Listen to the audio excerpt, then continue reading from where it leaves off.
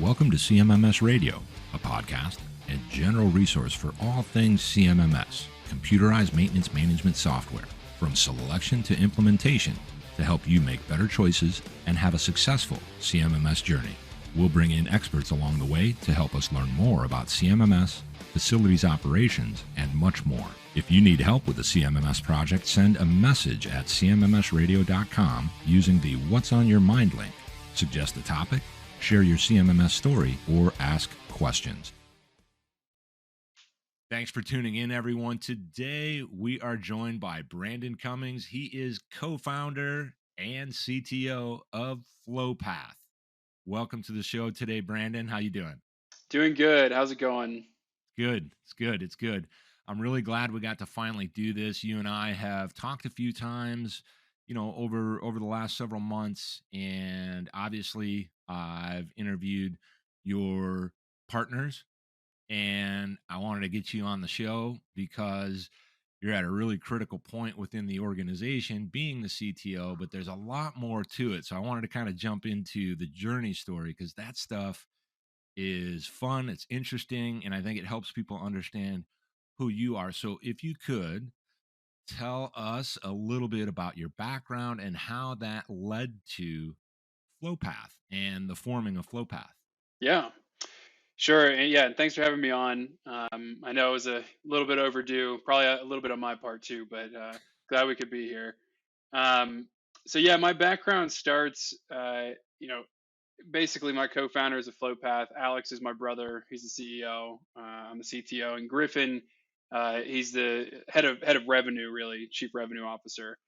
And Griffin went to kindergarten with me. And so basically grew up in Tallahassee, went to Florida State, and then moved up to Atlanta here for with Griffin at the same time. And I was doing actually tech sales or startups, sales and marketing, and had the ability to, or the opportunity to help start a company just after moving up here as well, about a year after moving up here. That company was called Voxa. Did some Salesforce automation, which was neat and fun. You see in a lot of marketing automation stuff today. That company unfortunately shut down about a year and a half later, but was able to pivot into a new startup to help grow, which was a big success called Terminus. So Terminus is here in Atlanta. They're an account-based marketing platform. For all intents and purposes, it is the first account-based marketing platform because the movement got started with Terminus. So I was employee number 6, and my now sister-in-law, who's married to my brother, Sydney, was employee number 5. And that's how they met, is through Terminus, which is fun. So after Terminus and just before Terminus and after Terminus, all I've been doing is software development, right? So I actually got my master's from the School of Information at Berkeley for data science, and was doing that throughout Terminus as well, and ended up leaving Terminus to go do some data science consulting. During that whole time, during consulting, there was some, Alex had just moved back to Atlanta. He was over in London and South Africa. And basically, we were thinking about little side projects, trying to get things off the ground. How can we start a company? And then one day out of the blue, Griffin calls me. He's got a services company servicing, hoods, hood cleaning for restaurants. And he was talking to me about all these problems restaurants have about vendor management and payments and keeping track of contacts and all that good stuff. And he's like, how can we solve this with software? And we brought Alex in because he was running Lyft operations and using a well-known CMMS platform. And basically, we started to put our heads together on how we could do this a little better and trying to get our, how can we streamline some kind of antiquated processes and simplify things. So that's where it really all started. It started full time, call it January before COVID hit. And then really it's been kind of a history from there. So we survived for that next year and a half, scraping by, hit some initial traction, ended up, fundraising, and started really hitting the ground running until present day. So I think that's a pretty good overview.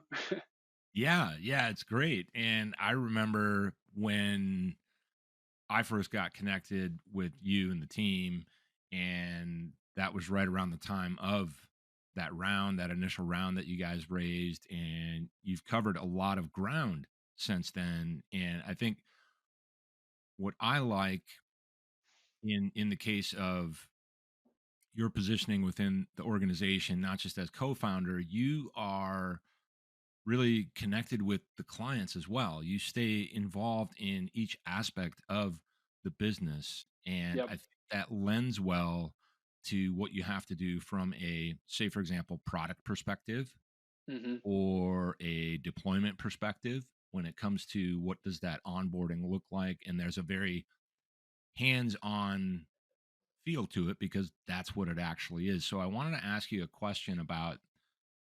Now we'll go from that journey to more present day when it comes to working with the clientele and getting them on board with the system.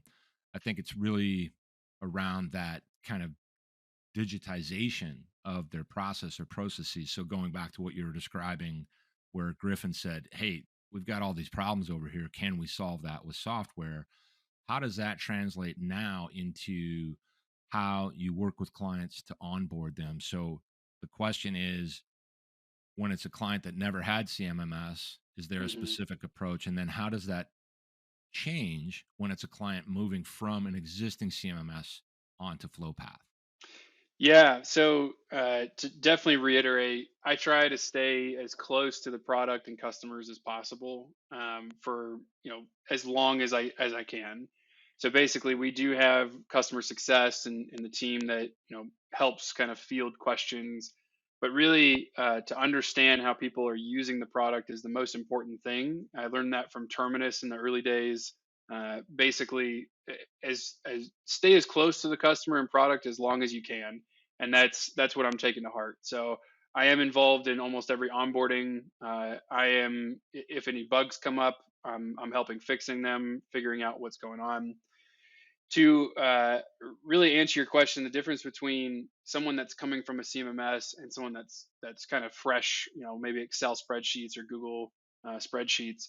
Basically, the easier answer here is definitely someone that's coming from a CMMS platform because they already have a workflow in place. They already know they've made that investment. They know what it is. Their team knows how to accomplish that. What they're usually missing is kind of just modern technology, modern workflows, right? What used to take 15 clicks now could be potentially automated, or just a couple clicks from your phone, right? So the idea of migrating someone from an existing system is very easy for us. Basically, they get to export anything from their current system. We can import it into our system pretty much same day. And then, really, the longest part about onboarding is just training a user and different types of users. So, admins, the technicians, the requesters. Uh, and really, we can move as fast as you want because you already have those processes in place. You know what you want, know what you need. Now, between that person that has the CMMS already in place, there's a whole spectrum of how advanced their entire process is. So you could come from someone that has a CMMS platform in place, but they're just doing work orders, and that's really all they can handle because some of the stuff they have in the CMMS platforms out there, it's just really hard to become proactive because there's just so much work to be done and not really streamlined in a way that allows them to become that proactive user. So we help them understand that FlowPath makes it really easy for preventive maintenance schedules, inspection schedules, asset management, inventory management, vendor management, reporting. Reporting is a huge gauntlet that people think is this just massive hurdle where we have all these out of the box reports.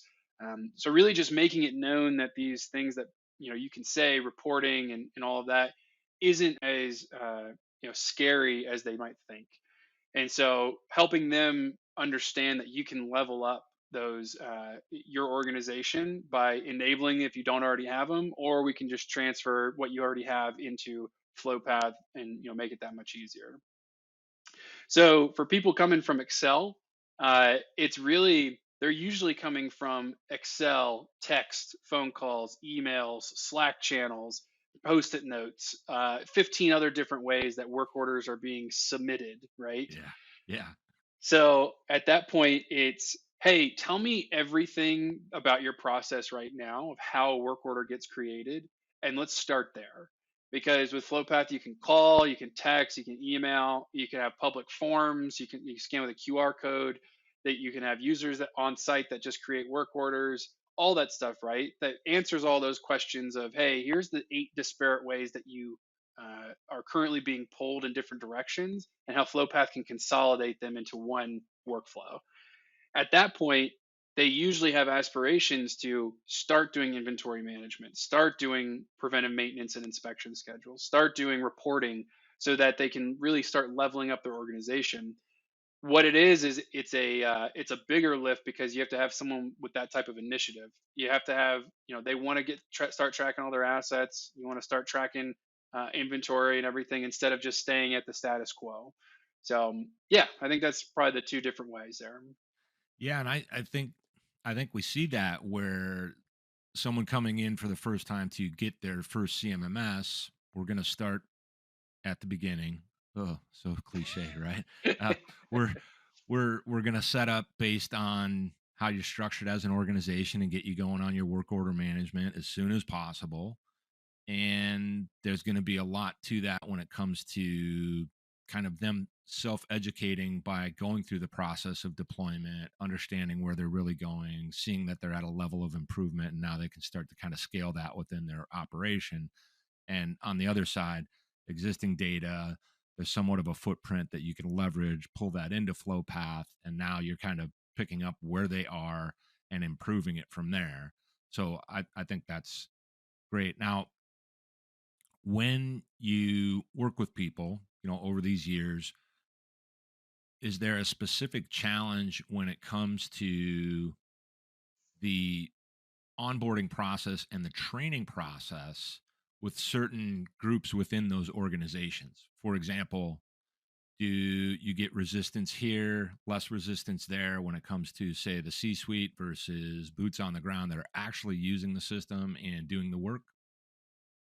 So I think the organization most organizations as a whole are pretty, resistant to change, from many different levels.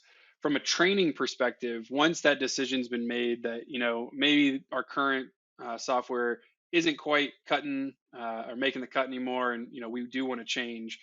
Usually, it's the boots on the ground kind of have the easiest transition, because everybody can use their phone. Everybody can use like a tablet for the most part.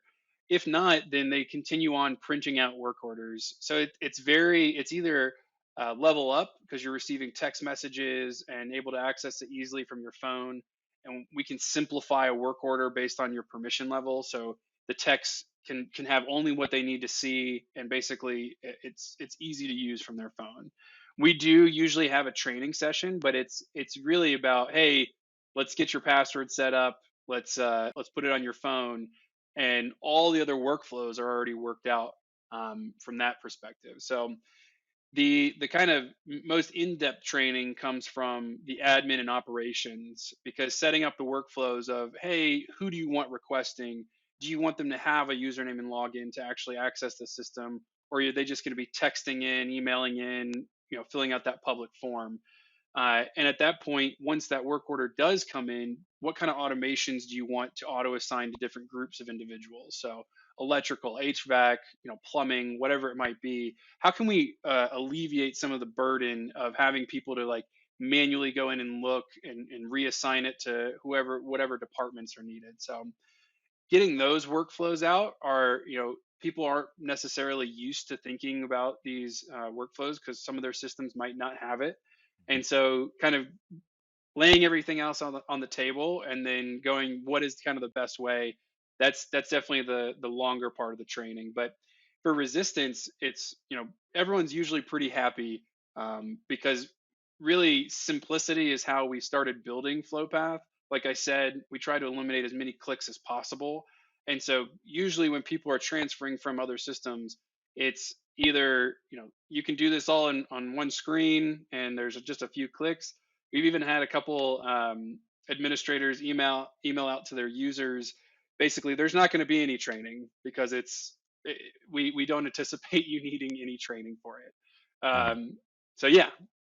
I think that's one of the better outcomes because when we talk about the trades, the frontline workers, and this is a real common theme lately, especially on CMMS radio, because we find, and you can kind of confirm or deny this, and I won't hold you to it, but there's this tendency for orgs to make decisions in a top-down fashion, and we all understand that that's certainly part of the corporate world in certain ways. However, when we're talking about maintenance and operations, maintenance and reliability, those are the most critical personnel to have involved. They need to have representation and influence in those decisions as to why are we doing this and what we're going to end up going with. So I think it's important that you have a system and a way forward that doesn't disrupt their day-to-day work, because that's what they do and they want to do that. They don't want to stop and figure out, how do I use this thing? It's got to be straightforward, and I think that's great. I'm curious, when it comes to the utilization of FlowPath, how often people are able to leverage. There's an option for using voicemail. You Mhm. can actually use audio, and I'm curious how popular that is, because for years when I was in the industry, we always wanted that kind of interactability, if there's such a word, Yeah, for yeah. for people to utilize a platform in their old school way but modernize it. Yeah. So it's definitely the phone. So the feature that you're referring to is we can generate a unique FlowPath phone number for any instance, basically, and email address. So basically, at that point, you have the ability to text and call in a work order, or email in a work order as well. So the phone call is definitely a way and a successful way for the kind of hard to change workflows to get that work order still in. So definitely successful on the people that can't convince someone to submit it on the public form or anything like that. The resounding use of the phone number isn't actually the phone call, it's the text message. So people right now are opting more so for texting rather than calling in after they find out that they can text in. So basically, after they call in the first time, we send them a text that we've received it. They've created a work order. They get a unique link to that they don't need a username and login to view the work order, so that they can keep up with all those notifications. So basically, the text has by far been the most surprising one because of just the way that modern technology allows people to use it. So we have, from techs out in the field texting that number, and walking around a premise and texting it or calling something in, to full schools requiring teachers to have this phone number in their phones, to then text that, and hey Siri, hey Google, text FlowPath, blah blah blah, right? And when someone told me that, I was like, wait. Your teachers say like, hey Siri, text FlowPath, and they're like, yep, that's how they submit a work order. And I was like, great, Yeah, that is awesome. it is. It's to see what you're creating, what you're trying to drive in the way of value for people, right? Outcomes. And everybody talks about ROI and all these things. Sure, of course. But this enablement and seeing it in action, it's satisfying because that's what you intended to do. So you've got someone that is actually using it and benefiting, and you don't have to worry about that. You can actually go, yeah, that's what I wanted for them. I'm so stoked to see that happening, right? Right, right. So I'm curious now. I don't know if you can talk about this or not, but you have a new feature coming. Is that something we can talk about? Yeah, I mean, it depends on what feature you're talking about. Well, we touched on it very briefly just a little while ago. Yeah, so I can definitely talk about workspaces. So basically, FlowPath Workspaces has been in the making for quite some time. There's actually a version 1 already out there that we have a couple people on, that is a very unbaked kind of ability for quick action, quick solution for a customer, right? That's been around for actually almost a year. So what we're doing now though is really putting the FlowPath magic onto it. So what Workspaces is it allows you to manage multiple instances of FlowPath CMMS across nationally, but really it's if I were to go and set up a full CMMS at a K-12 or at a rock climbing gym or something along those lines, but I was also a outsourced facility management company, most likely every single one of those places will have a different workflow, a different number of users and categories and automations and everything, right? Now if I go to a next client, I don't want to have to blend that in or have to potentially use a CMMS that they're already using or something like that.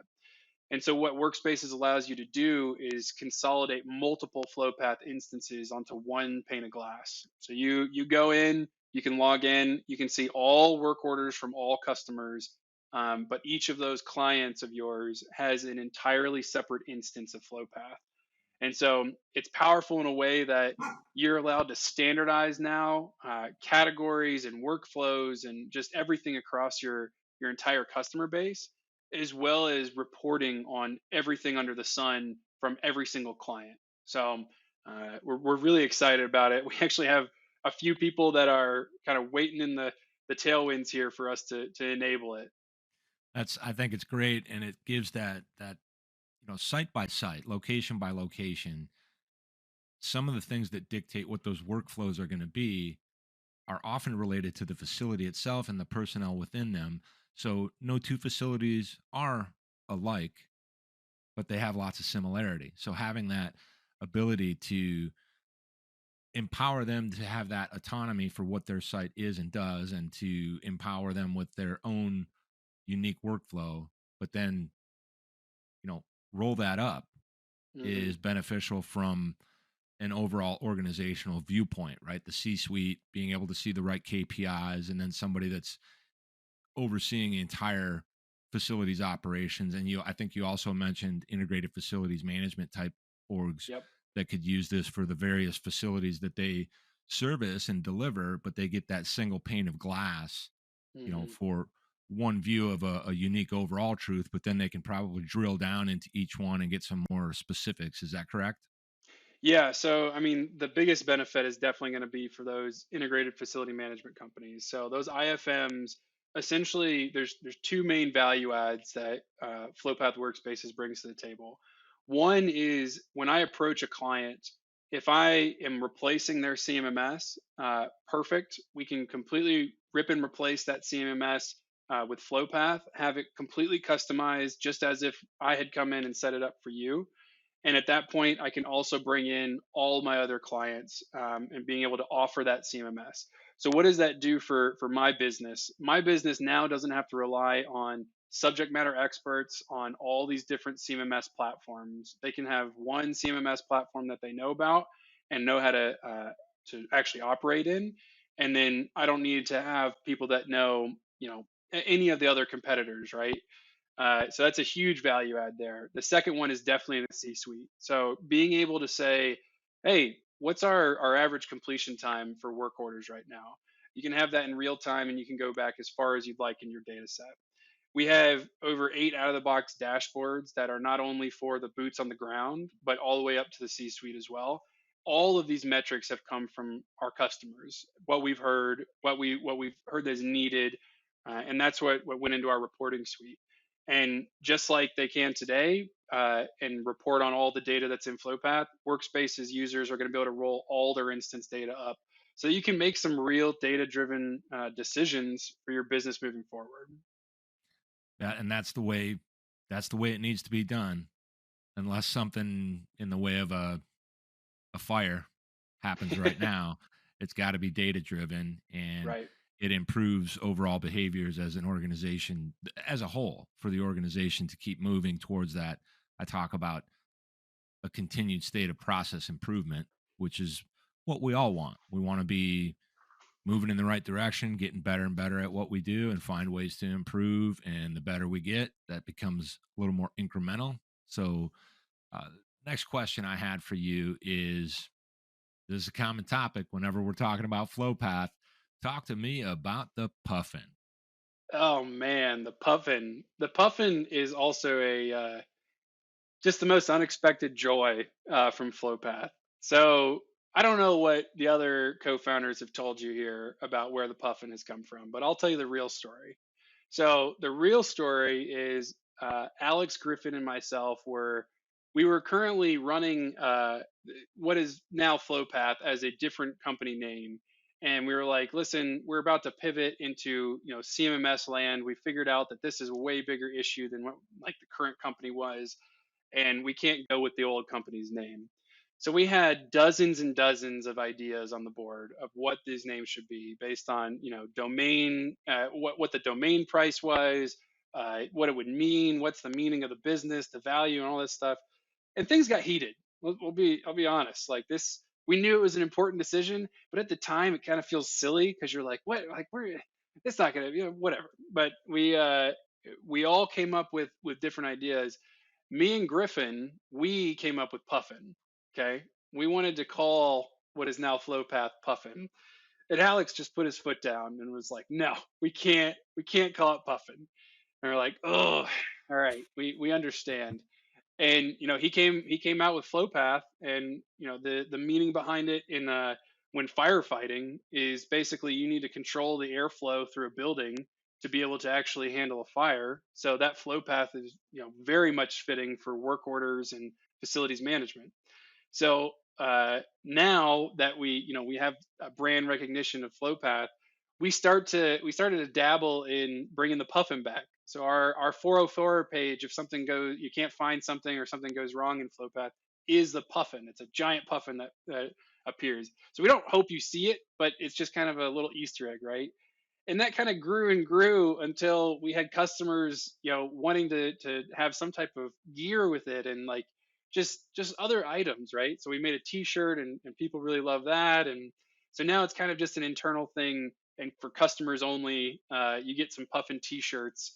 And hopefully you don't see the puffin too much in FlowPath, but you can see it if something 404 is on our site. Yeah, yeah, it's a hot topic when it comes to not just FlowPath, but there's people out there that are. You've even said it before, puffin mania. That's right, the You puffin know, and mania.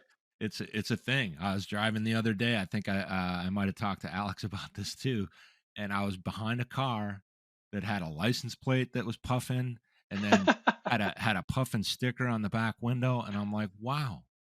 And I'll ask people on occasion, "Hey, by the way, have you ever heard of a puffin? Do you know what that is?" And they're like, "No, what is it? It's like a fish." Like, no, it's a bird. It's really unique, but it's like got this cult following globally. It's crazy. It's so interesting. So I always have to bring up the puffin whenever we're talking about FlowPath because I think it's awesome to have that, I don't know, mascot, if you will. Yeah, I like to think of it as it is a mascot, but it's kind of similar to how Auburn football has, you could be the Tiger or the War Eagle. And it's like you kind of just get to choose, am I a flow path, user, or do I like to be in Puffin Mania?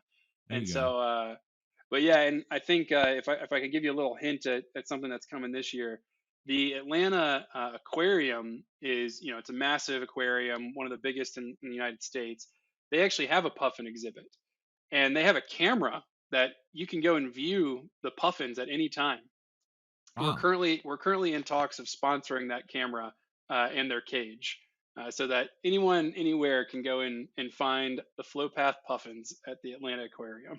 Wow, I think that's awesome. That's awesome because this is all about an experience. Everybody's on a journey. We're trying to do great maintenance in our facilities, regardless of what type of facilities they are. Especially if you're a school, if you're a university, if you're in integrated facilities management. You this is part of the story, so it's worth knowing. You don't have to get stuck on it, but it's kind of fun. It's entertaining. It's Yep. interesting. So, couple more questions. One is where do you see on the near term horizon anyhow, what's going to happen in maintenance and reliability facilities with, not just FlowPath but in the industry of CMMS and related? What's next on the horizon? And obviously we're going to talk about AI. Yeah, yeah, and I'm definitely well versed in machine learning and AI. So basically, I let's put it this way: I'm the first person that will come out and say that I do not want to throw AI and machine learning at everything and try to solve that problem, because there's a lot of people out there that want to use those terms to basically go and find a problem, right? So FlowPath has no machine learning, no AI in it. And when we come out and say, we're about to, debut this type of machine learning or AI, we're really going to mean it. So it's not going to be the next big fad, and it's not going to be this or that, right? So where I see CMMS going is absolutely integrating AI and machine learning. Some of the things that we've seen recently, from chat gpt to image recognition and generative AI, is huge for a lot of reasons. um, from a, call it 10 years from now, I absolutely believe that FlowPath, any other CMMS platform, will be, if not obsolete, the if they're not using this, they'll be obsolete. Basically, the idea being you will be able to start troubleshooting on real time on images that are submitted from requesters. Maybe the computers can help actually solve those issues, but if you're trying to figure out what's going wrong with something, having an assistant of some type helping that is an AI, there's so much opportunity there, because all it is going to instruction manuals or going into tribal knowledge of someone else that maybe has solved something in the past, maybe even at a different CMMS somewhere, right? But if it's on the internet or if it's in a system, then you can most likely access it, and your models can learn from it. Um, so that's kind of like, how can the techs be helped by AI? Where they can also be helped in real time is kind of supplementing different workflows by robotics, by different automation tools that are kind of physical in the physical realm.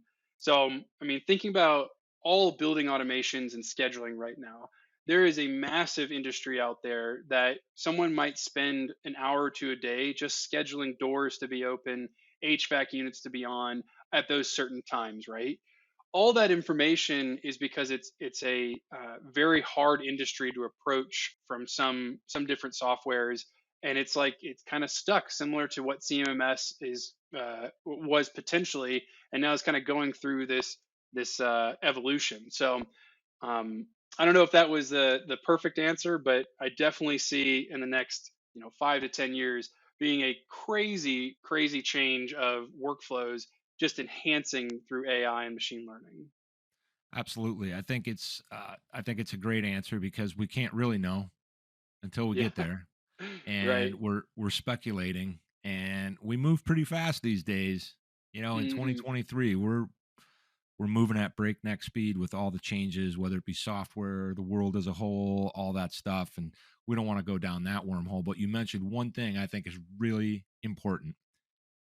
You mentioned tribal knowledge, and I think there is a consensus of late that tribal knowledge is at risk in some ways, because we've got, and this is very flow path centric. Of course, we see this with Griffin Hamilton's podcast and other people out there, where we're going to have some significant losses in the personnel, the people that are leaving industry naturally through retirement, things of that nature. And that knowledge transfer, that tribal knowledge, that understanding from then to now is at risk of going away. And I think this is one of the things that's important to you guys as a whole, where we're trying to solve for bringing up that new modern day workforce to stay in facilities, and we want to incorporate a lot of that tribal knowledge into that. So do you see that tribal knowledge is at risk of potentially degrading and going away? Yeah, I mean, you bring up a good point. Basically, the idea of the workforce and the CMMS facility managers retiring over the next 5 to 10 years. I mean, I think the stats are outstanding, right? They're like 50% of the workforce is retiring over the next 50 or 5 to 10 years. So bringing up the tribal knowledge piece, and that's why, I mean, it's the importance of a CMMS. So most customers that have a CMMS in place understand that this is how you can really capture that tribal knowledge. Where some of them, though, they'll bring a CMMS and completely just transfer over asset names, maybe some open work orders, and say everything in here is just I don't want, like, it's all crap. And so that's a real issue, I think, from capturing that tribal knowledge, because people may realize it, but it's a year or two away from retiring, and now you have 10 years of data that may not have been the best to pass on that tribal knowledge. So I don't have an answer for what to do about tribal knowledge that may have been lost, but I do know that simple CMMS platforms. It's all about how easy can you make it for data to be input, because at that point, if it's structured correctly and you've captured it, then the tribal knowledge can be passed on naturally from a learning from the mistakes of other CMMS platforms. Really, it's why was this data captured in a way that is no longer useful. So being able to say, hey, we can make this change now for every single future generation that uses FlowPath, and making sure that that data stays relevant and stays so someone can hop in the driver's seat and they're ready to go with maybe just a few days of training. That's good. That's good. And I think what we're doing here, and I see a lot of it in myriad industry where we're telling these stories, we're exploring these things. Maybe next week I'm going to have somebody on that is purely in maintenance and reliability. That's actually true. Um, and now we're kind of curating all that information, those stories, and that contains tribal knowledge as well. So that's one potential solution. It's not the end all be all, but Mhm. we have an awareness. So I think that's helpful. So one more question, and that is, in your experience thus far, do you have any, without naming any software solutions or companies or anything like that, do you have one horror story, a CMMS horror story that you can share? So horror story meaning basically like transferring data or transferring from or It could be anything involving CMMS where you knew somebody was in a bad situation because they did an overspend, or you brought them out of just the cellar when it comes to what they were dealing with, oh yeah. and it was just some kind of a train wreck. Yep. So basically, here's what I'll say about the CMMS industry. So we definitely come across older competitors, founded from all the way from 95 to 2005, and some of those older competitors already have more modern software out there, like available for people to upgrade to or to use, right? But they haven't actually told their customers about it, and some of their customers are just kind of they don't know to go and ask for an upgrade. So yes, without naming names, we've seen people that purchased a software for more than what they're paying for FlowPath today and haven't been upgraded since 2008. uh, it's really heartbreaking, because when you go and see the software that they're using, it really is, it's 2008, and it got the job done, but it's, bringing them into the modern 21st century of, modern day computing. And just the simple questions that they do have, we can answer with yes, and then check out these next, 15 things that you can do now that, this platform is capable. But yes, we definitely have seen some contracts that are still in place from 2008, uh, trying to export data out of them and figure out that, hey, there might be something out there a little better. Just no one's told you about it for however many years. Right. Right. And that's a good example. And I like to ask that question. I'm just now starting to ask it on a more frequent basis because I don't want to go with just what I know or what I've seen or what I might be able to find and read on the internet. I want to find out what other people are seeing as, what for them is a CMMS horror story or a CMMS nightmare. And so anybody out there that listens to this, once we get this published, love to hear any CMMS horror stories. I don't want to know the companies, none of that, because it's more about learning. It's not about, hurting anybody. So I appreciate you sharing that. And what I'd like to know, Brandon, is if people want to get in touch with you to start their own conversation, what is the best way for them to reach out? Yes, I mean, you can go to flowpath.com. You can view all of our products. You can actually fill out a scheduled demo form, or you can email me, Brandon at getflowpath.com. So basically, you can reach out to me and I'll point you in the right direction if, you want to talk to Griffin or Alex or anyone on our sales team. Otherwise, flowpath.com is going to give you a lot of information about what we do. Awesome. And we also have some information on cmmsradio.com. If you click on the affiliates page, you'll be able to link straight into them. And Brandon, I appreciate the time today. We're definitely going to be doing this in the future. We've already talked about getting all three of the co-founders of FlowPath together and coming up with a creative, fun discussion. So we'll be doing that relatively soon. And we'll look forward to the next one. All right. Thanks for having me. Did you find this episode helpful? Please send us some feedback, suggest a topic, or ask a question. Reach out to CMMS Radio if you need a co-pilot on your CMMS project. Visit cmmsradio.com and use the What's on Your Mind link. Thank you for tuning in to CMMS Radio, your resource for all things CMMS, from selection to implementation, to help you make better choices, learn from industry experts, and have a successful CMMS journey.